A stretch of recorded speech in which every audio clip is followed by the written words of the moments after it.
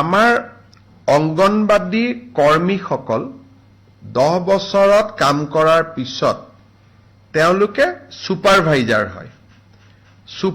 সুপাৰভাইজাৰৰ 25% পদ অংগনবাদী কৰ্মীসকলৰ কাৰণে সংৰক্ষিত আছিল।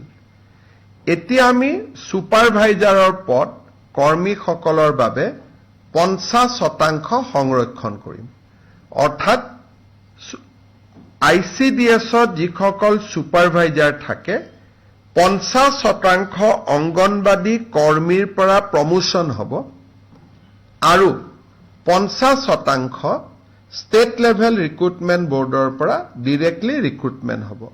আগতে ডিৰেক্ট ৰিক্ৰুটমেণ্ট 75% আছিল। অংগনবাদী কৰ্মী বাইদেউসকলৰ পৰা 25% সুপাৰভাইজাৰৰ পদ পূৰণ কৰা হৈছিল। এতিয়া আমি বাইদেউসকলৰ সুবিধাৰ কাৰণে 25ৰ জাগাত 50% আসন বা সুপাৰভাইজাৰৰ পদ আমি সংৰক্ষণ কৰিবলৈ সিদ্ধান্ত লৈছো। আমাৰ অসমত যিসকল